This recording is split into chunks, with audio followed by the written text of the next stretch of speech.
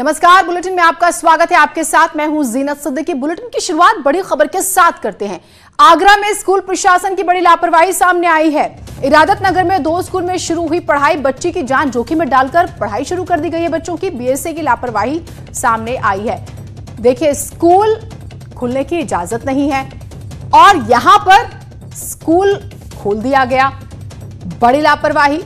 और उसके बाद ये खबर हम आपको दिखा रहे हैं क्योंकि बच्चों की जान सबसे ज्यादा जरूरी है। एक बहुत छोटा सा एग्जाम्पल अमेरिका का ले लीजिए। राष्ट्रपति ट्रंप कहते हैं कि स्कूल जो है वो खोले जाएंगे, बच्चों की पढ़ाई प्रभावित नहीं की जा सकती। पूरा टीचर महकमा की हम बात करें, पेरेंट्स, स्टूडेंट्स सब प्रोटेस्ट करने पर आपने देखा कि प्रोटेस्ट हो रहा है वहां पर बड़े स्तर पर, और अब यहां पर बड़ी लापरवाही शुरू हो गई है।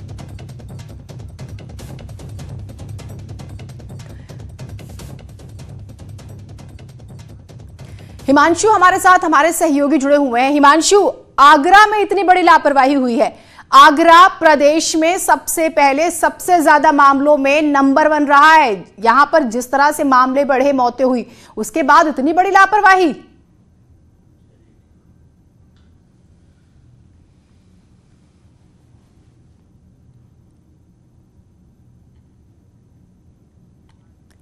शायद आवाज जो है वो नहीं पहुंच पाई है, बात करने की कोशिश करेंगे। लेकिन आगरा की जब हम बात करते हैं, देखिए कोरोना के सबसे ज्यादा मामले सबसे पहले आगरा में आए थे और बहुत तेजी के साथ आए थे। और उसके बाद यहां तक जो है स्टेटमेंट आता है कि आगरा को वुहान बनने से बचाना है, और वहां पर इस तरह की लापरवाही हो रही है कि स्कूल खोल दिए गए हैं। क्या तर्क है, हम ये भी जानने की कोशिश कर रहे हैं। बच्चे जान जोखिम में डाल के पढ़ रहे हैं, आपको मास्क नजर नहीं आ रहा है, और सबसे बड़ी बात कि इस तरह की लापरवाही की कैसे जा सकती है। हम अपने सहयोगी से बात करने की कोशिश करेंगे क्योंकि बहुत बड़ी लापरवाही है। छोटे छोटे बच्चे आपको नजर आ रहे हैं। अगर इन्हें कुछ हो गया, और कई पहलू होते हैं, ये बच्चे घर जाते हैं, अव्वल तो इन्हें ही कुछ नहीं होना चाहिए, दूसरा ये घर जाते हैं और परिवार के भी लोग हैं, वहां पर बड़े बुजुर्ग भी होते हैं। अब देखिए कैसे कैसे चीजें फैलेंगी। तो सबसे बुनियादी बात यह कि क्या सोचकर ये स्कूल खोला गया। हिमांशु फोन लाइन पर हमारे साथ जुड़ गए हैं। हिमांशु, हम आगरा की बात कर रहे थे जहां पे सबसे ज्यादा मामले आते हैं। ये कहा जाता है भाई वुहान बनने से बचाना है, वहां पर इतनी बड़ी लापरवाही हो रही है। जी नहीं, लापरवाही की पराकाष्ठा है और उसके लिए सीधे सीधे बीएसए को जिम्मेदार माना जाएगा, क्योंकि उनकी भी निगरानी है, उनकी भी जिम्मेदारी बनती है और तमाम उनकी टीमें लगी हुई हैं। लेकिन ऐसा कुछ नहीं किया गया। और इरादत नगर में 2 स्कूल खोले गए, एक इंटर कॉलेज और एक बच्चों का स्कूल। और सबसे बड़ी बात आप देखिए, जो बच्चे बुलाए गए हैं उनके मुंह पर मास्क भी नहीं है, ना ही सोशल डिस्टेंसिंग का पालन किया जा रहा है। अब जब ये खबर लगातार चल रही है तो अभी तुरंत मैसेज आया डीएम का कि एसडीएम को भेज दिया गया है मौके पर कार्रवाई के लिए। तो प्रभावशाली कार्रवाई होगी इसमें, ताकि दोबारा कोई इस तरह की कोशिश ना कर सके। अब बड़ी बात आप देखिए कि ताजमहल बंद है, सभी धार्मिक स्थल बंद है, इसके बावजूद प्राइवेट स्कूल वालों की हिम्मत देखिए, किस तरह का दुस्साहस है कि बच्चों की जान जोखिम में डाल रहे हैं और नन्ही जान को खतरे में डाल रहे हैं इस कोरोना काल में। जी जीनत, उससे भी ज्यादा हम ये देख रहे हैं कि ये जो स्टूडेंट्स हैं, हम जो बोर्ड देख पा रहे हैं, 1 से 8वीं तक का स्कूल है। दैट मीन्स ये देखिए नर्सरी से कक्षा 8वीं तक का स्कूल है, यानी कि ये कोई बोर्ड नहीं है 10th 12th जिसकी हम बात करते हैं कि बहुत प्रेशर है। जब बोर्ड चल रहे थे तब भी बच्चे घर में थे, उन्होंने पढ़ाई की और रिजल्ट आए हैं। इसका मतलब यह है कि किसका स्वार्थ यहां पर साधा जा रहा था, कौन अपना स्वार्थ साध रहा है, और बच्चों की कुर्बानी पर तुला हुआ। एक तरह से हम यहां पर देखें, इतनी बड़ी लापरवाही करते हुए बच्चों को क्यों अपनी जान जोखिम में डालनी पड़े। निश्चित रूप से प्राइवेट स्कूल वालों की सीधी मनमानी एक तरह से, और उन्हें फीस वसूलना है, किसी भी तरह से वसूलना है। तो जबकि कहा गया था कि ऑनलाइन पढ़ाई आप करवाइए, लेकिन ऑनलाइन पढ़ाई कराने की बजाय इन तमाम जो ग्रामीण क्षेत्रों के स्कूल हैं वो लोग बच्चों को स्कूल में सीधे सीधे बुला रहे हैं ताकि फीस की भी वसूली की जाए। यानी कि जो जिम्मेदारी से खुद को पल्ला झाड़ते हुए सीधे सीधे बच्चों की जान को खतरे में डाल दिया है इन स्कूल वालों ने, इसलिए सख्त कार्रवाई की जरूरत है। आपसे अपडेट्स हम इस पर लेते रहेंगे। बहुत शुक्रिया आपका तमाम जानकारियों के लिए। गाजियाबाद में एसएसपी दफ्तर के बाहर उस वक्त हड़कंप मच गया जब एक महिला ने आत्मदाह की कोशिश की है। महिला का आरोप है कि नूनी में उसके प्लॉट पर दबंगों ने कब्जा कर लिया है। आत्मदाह की कोशिश करने वाली महिला को पुलिसकर्मियों ने पकड़ लिया है और महिला थाने उसको लेकर गए हैं। तो महिला ने आत्मदाह की कोशिश की और वजह यह बताई कि दबंगों ने प्लॉट पर कब्जा कर लिया है और वो उससे परेशान है और इतनी परेशान है कि वो अपनी जान देना चाहती है। हालांकि पुलिसकर्मियों ने यहां पर तत्परता दिखाई और महिला की जान बचा ली गई है। थोड़ी भी देरी होती तो फिर जानी नुकसान हो सकता था। अब इन्वेस्टिगेशन का पार्ट जो महिला बातें बता रही है उसमें कितनी सच्चाई। अमित राणा हमारे साथ, हमारे सहयोगी जुड़े हुए हैं। अमित, ये पूरी खबर बताइएगा। पूरा मामला गाजियाबाद एसएसपी दफ्तर के बाहर का है। रोजाना की तरह वहाँ पे फरियादियों की तरह फरियादी आए हुए थे, वहाँ पर लाइनें लगी हुई थी। तभी एक महिला आई और उसने वहाँ आत्मदाह का प्रयास किया गया।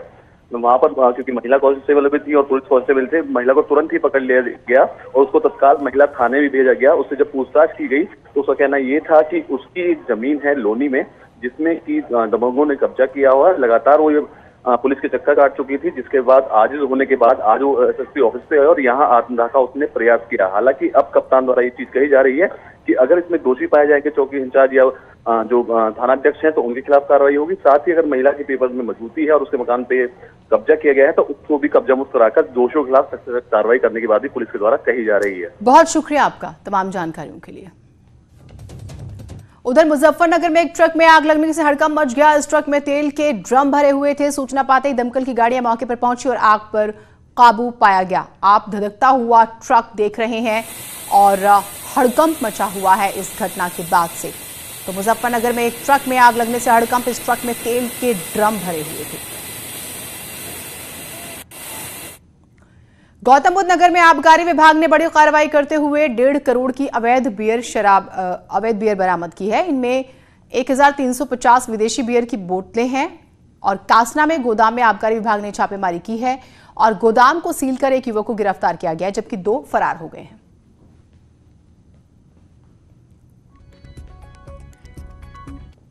खबर बांदा से है। आयुर्वेद कॉलेज की बात करेंगे। कर्मचारी अरविंद का शराब पीते हुए वीडियो वायरल हो रहा है। बताया जा रहा है कि कर्मचारी ड्यूटी के समय शराब पी रहा था।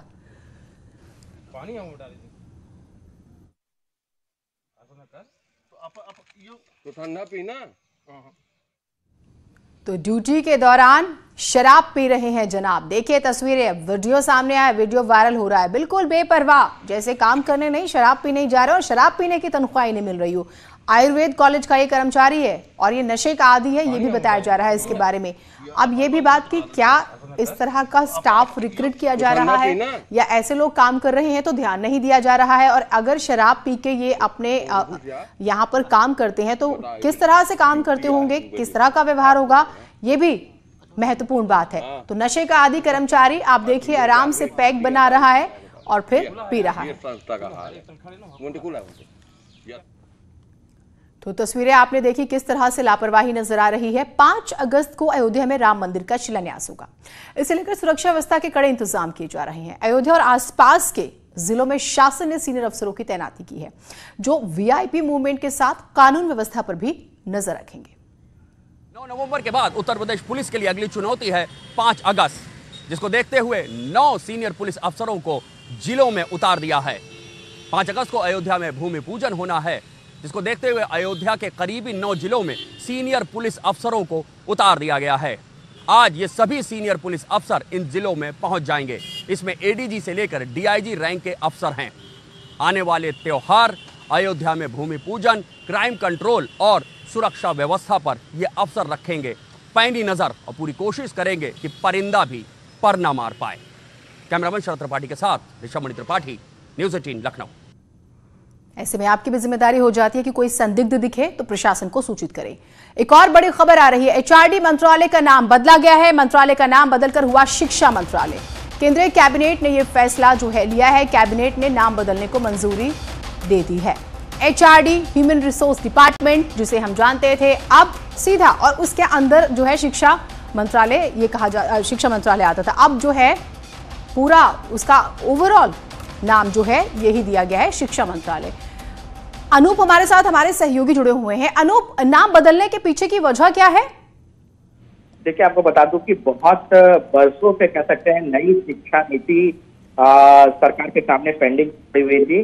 कई तरह के सुझाव केंद्र सरकार के पास आए थे, जिसमें ये भी था कि मानव संसाधन विकास मंत्रालय का नाम भी बदला जाए। और आज जो कैबिनेट की बैठक हुई उसमें इस बात पर सर्वसम्मति से फैसला लिया गया कि जो एचआरडी मंत्रालय है हकीकत तौर पर अगर देखें तो HRD मंत्रालय जो है वो शिक्षा के क्षेत्र में ही अपनी पूरी भूमिका अदा करती रही है। ऐसे में इसके नाम को अब शिक्षा मंत्रालय कर दिया जा रहा है। दूसरी तरफ सूत्रों के मुताबिक जो नई शिक्षा नीति का प्रपोजल कैबिनेट के सामने दिया गया था उसको भी पास कर लिया गया है। ठीक, आधिकारिक रूप से 4 बजे सूचना प्रसारण मंत्री प्रकाश जावड़ेकर और रमेश पोखरियाल निशंक जो कि अब शिक्षा मंत्री हो जाएंगे, उनकी प्रेस वार्ता है और आधिकारिक रूप से उस समय इसकी घोषणा की जाएगी कि जो नई शिक्षा नीति होगी उसका क्या प्रारूप होगा और क्या क्या बदलाव किए गए। बहुत शुक्रिया आपका तमाम जानकारियों के लिए। तो 4 बजे तक का इंतजार करना होगा और डिटेल्स के लिए।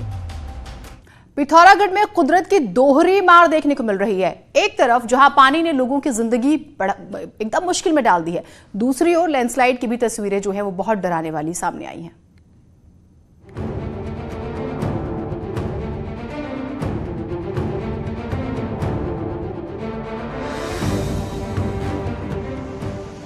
ये तस्वीरें उत्तराखंड के पिथौरागढ़ की हैं। यहाँ कुदरत की दोहरी मार देखने को मिली है। एक तरफ पानी ने लोगों की मुश्किलें बढ़ा दी हैं, दूसरी तरफ लैंडस्लाइड की तस्वीरें भी डरा रही हैं। पहले बात करते हैं पहाड़ में पानी ने कैसे मुश्किल बढ़ाई है। पिथौरागढ़ के दूर दराज आपदाग्रस्त इलाकों में SDRF और ITBP के जवान पानी में फंसे लोगों की मदद कर रहे हैं। तस्वीरें बता रही हैं कि लोग कैसे जान जोखिम में डालकर यहां एक तरफ से दूसरी तरफ जा रहे हैं। वहीं SDRF की टीम ने यहां एक गाय का भी रेस्क्यू किया। पिथौरागढ़ के बाद आपको लेकर चलते हैं चंपावत। चंपावत के पंचेश्वर में काली नदी में डूबती एक महिला का वीडियो वायरल हुआ। वीडियो में दिख रहा है कि कैसे महिला नदी में बहती जा रही है। बाद में वहां मौजूद मंदिर के साधु और स्थानीय लोगों ने मिलकर महिला को बचाया। वहीं अब आपको पहाड़ में लगातार हो रहे लैंडस्लाइड की तस्वीरें दिखाते हैं। पहले पिथौरागढ़ लेकर चलते हैं। पिथौरागढ़ के बंगापानी में लैंडस्लाइड की डराने वाली तस्वीरें सामने आई हैं। देखिए कैसे पूरा पहाड़ भर भरा कर गिर रहा है। ये तस्वीरें जारा जिबली की हैं। सांसें रोक देने वाली ये तस्वीरें हर किसी को डरा रही हैं। पिथौरागढ़ के बाद आपको लेकर चलते हैं चमोली। चमोली के कोडिया मायापुर के पास चट्टानी मलबा आ गया, ये उस समय की तस्वीरें हैं। वहीं बागेश्वर के कपकोट में बालीघाट सड़क की पुलिया टूट गई, जिसमें एक कार नीचे गिर गई। कार में सवार 4 लोगों ने कूदकर जान बचाई। पहाड़ में प्रकृति की दोहरी मार की तस्वीरें वहां के मुश्किल हालातों को खुद ब खुद बयां कर रही। न्यूज़ 18 आपसे अपील कर रहा है कि घर से निकलते वक्त बेहद सतर्क रहें। Bureau report, news 18। और इसी बीच बड़ी खबर आ रही है रफाल से जुड़ी हुई सबसे बड़ा अपडेट। 3 बजे तक अंबाला पहुंच सकते हैं Rafale jets. 5 Rafale fighter jets Ambala में करेंगे लैंड। अंबाला में वायुसेना प्रमुख RKS भदौरिया उसे रिसीव करेंगे। कुछ ही देर में भारतीय वायु सीमा में प्रवेश करेंगे रफाल जेट्स। फाइटरों ने अल्दफ्रा एयरबेस से उड़ान भर ली है। फिलहाल भारत की तरफ बढ़ रहे हैं 5 विमान। 2 से 3 बजे के बीच जो है ये अंबाला पहुंचेंगे, ये संभावनाएं जताई जा रही है। तो बड़ी खबर, क्योंकि वक्त को लेके बहुत सारे कंफ्यूजन थी और इंतजार तो खैर हो ही रहा है, उस लिहाज से आपको हम ये बड़ी जानकारी दे रहे हैं। 2 से 3 बजे के बीच में ये भारत की सरजमी पर आ जाएंगे। तो बहुत ही बड़ा दिन रफाल विमानों का हम जिक्र कर रहे हैं। तो भारतीय वायुसेना को आज 5 राफेल विमान मिलने वाले हैं। कुछ ही देर में विमानों की लैंडिंग अंबाला एयरबेस पर हो सकती है। राफेल लड़ाकू विमान के लिए अंबाला एयरबेस पूरी तरह से तैयार है। एयरबेस के आसपास धारा 144 लगा दी गई है। साथ ही फोटोग्राफी, वीडियोग्राफी पर पूरी तरह से बैन है, लेकिन मौसम में बदलाव होने पर एयरफोर्स ने बैकअप प्लान भी तैयार कर रखा है। सूत्रों के मुताबिक अगर मौसम खराब रहा तो राफेल विमान अंबाला एयरबेस की जगह जोधपुर एयरबेस पर लैंड करेंगे। इसके लिए जोधपुर एयरबेस को बैकअप बेस के तौर पर तैयार भी कर लिया गया है। आप देख रहे हैं कि बारिश हो रही है और अगर मौसम बहुत ज्यादा बदल जाता है तो उस लिहाज से बैकअप प्लान भी तैयार है।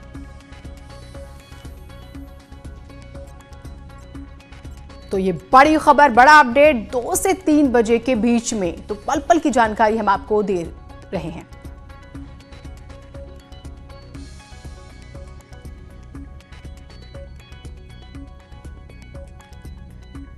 और साथ ही बैकअप प्लान के बारे में भी लगातार आपको बता रहे हैं। तो रफाल फाइटर जेट आज भारत आ रहे हैं। इन विमानों के पायलटों में एक बलिया जिले के विंग कमांडर मनीष सिंह भी शामिल हैं। बांसडीह के बकवा गांव के रहने वाले मनीष सिंह की इस उपलब्धि से गांव में खुशी का माहौल है। लोग अपने गांव के लाल पर फख्र कर रहे हैं।